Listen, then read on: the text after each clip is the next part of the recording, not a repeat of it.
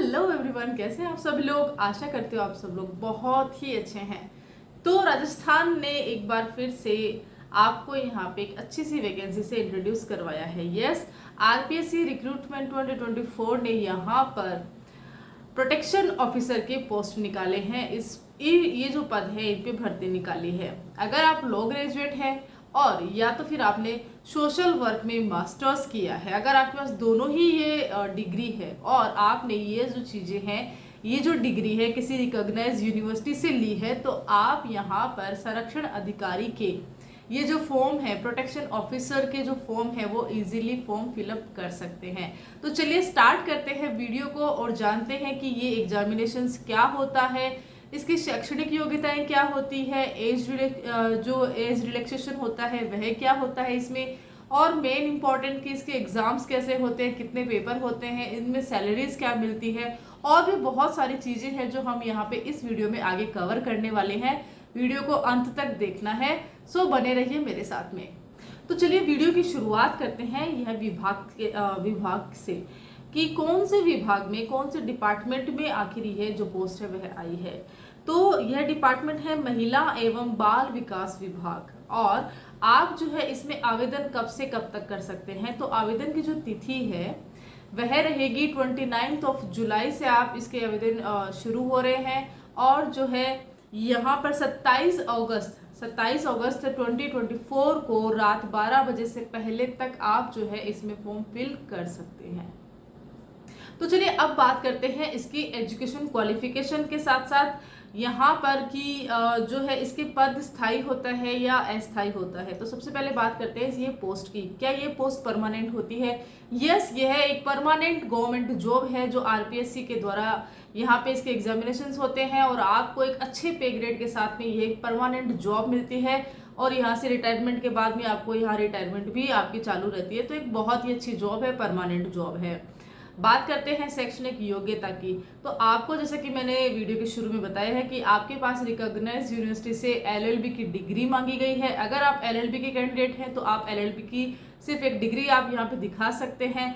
लेकिन अगर आपने सोशल वर्क में जो है अपना ग्रेजुएशन किया है तो वहाँ पर आपको अपना मास्टर्स अगर आपने किया है तभी आप जो है इस प्रोटेक्शन ऑफिसर के जो फॉर्म है उसको फिल कर सकते हैं। तो दो प्रकार की डिग्री है, एलएलबी का जो है डिग्री है और उसके अलावा सोशल वर्क में आपके मास्टर्स मांगा है। और यहाँ पर देवनागरी लिपि का भी यहाँ पे ज्ञान जो है बेसिक चीज़ें आपको आनी चाहिए। साथ ही राजस्थान की अगर ये जॉब है तो राजस्थानी भाषा का ज्ञान भी आपको होना चाहिए। तो ये कुछ बेसिक सी चीज़ें हैं जो आपकी शैक्षणिक योग्यता के अंतर्गत मांगी गई है। चलिए अब बात करते हैं इसकी आयु सीमा क्या रहेगी। अगर आप ये फॉर्म डाल रहे हैं तो यहाँ पर आयु सीमा कितनी बता रखी है। तो यहाँ पे बताया गया है कि कम से कम 18 साल और ज़्यादा से ज़्यादा 40 साल।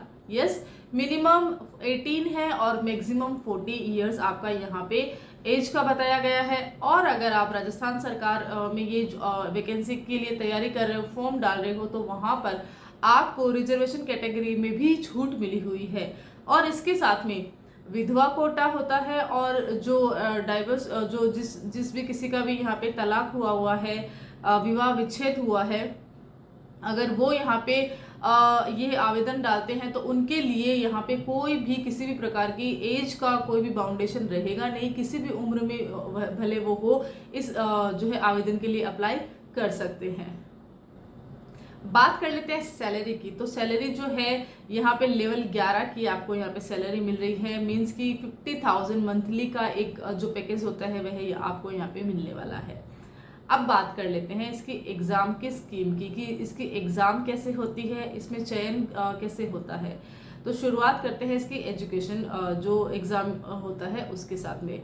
मेनली यहाँ पे दो जो है पेपर लगते हैं। एक पेपर होता है जो कि बेसिक जनरल स्टडीज़ के लिए होता है, जो कि अगर अगर आप एलएलबी के कैंडिडेट हैं तब भी आपको देना है, और अगर आप सोशल वर्क से यहाँ पर जो है अपनी डिग्री लगाई है तब भी आपको ये फर्स्ट पेपर देना है।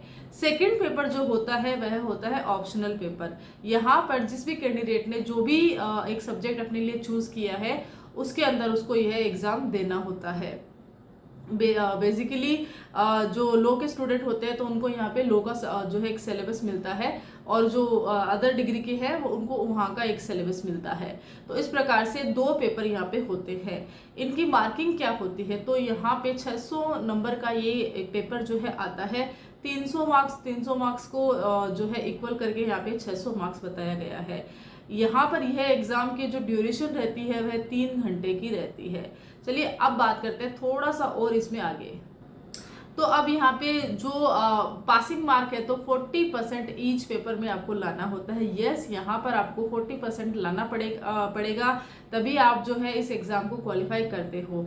इसका चयन कैसे होता है, सेलेक्टेड जो बंदे होते हैं, कैंडिडेट होते हैं, उनको किस प्रकार से चयन किया जाता है, तो यहाँ पे जो ये लिखित एग्जाम होती है उसके अलावा जो डॉक्यूमेंट वेरिफिकेशन होता है वह एक प्रोसेस होता है। तो चयन प्रक्रिया के अंतर्गत 2 जो स्टेप्स हैं, लिखित एग्जाम परीक्षा है और उसके अलावा दस्तावेज सत्यापन यहाँ पे ये रहेगा। तो यह जो पोस्ट है वह कुल 4 पदों पर इस वक्त आई है। नॉर्मली यहाँ पर जो पोस्ट है वह कम निकलती है, वैकेंसी ये बहुत कम निकलती है। अगर अब ये वैकेंसी निकली है तो बहुत अच्छी बात है। अगर आपके पास में ये डॉक्यूमेंट ये जो डिग्री है, अगर आपने लॉ किया हुआ है या तो फिर आपने सोशल वर्क में मास्टर्स किया है तो आपके लिए बहुत ही अच्छा एक सुनहरा मौका है कि आप जो है यहाँ पे आवेदन डाल सकते हैं और इस एग्जामिनेशंस को फाइट करके यह एक अच्छी सी जॉब अपने लिए फिक्स कर सकते हैं। यहाँ पर मैंने आरपीएससी के जो रूल्स रेगुलेशंस है, बहुत सारी चीज़ें हैं जो आरपीएससी ने 2023 में चेंजेस करी है। एग्जामिनेशंस के जो पैटर्न है उसमें काफ़ी सारे चेंजेस हुए हैं। नॉर्मली मैंने यहाँ पे वीडियोस बना के रखे हैं, फिर भी मैं एक अलग से सेपरेट वीडियो है जो सिर्फ और सिर्फ आरपीएससी रूल्स रेगुलेशंस का रहेगा वह मैं लेकर आऊँगी। आशा है कि आप जो उस वीडियो को देखने के बाद में एग्ज़ाम से रिलेटेड सारी चीज़ें आपको मिलेगी, साथ ही आप जो है किस प्रकार से अपने OMR को करते हैं, किस प्रकार से आपका जो 5th ऑप्शन है उसका क्या महत्व रहता है, और भी बहुत सारे जो रूल्स रेगुलेशंस है आरपीएससी के बहुत सारे मैं यहाँ पे आपके साथ शेयर करूँगी। Till then, thank you so much.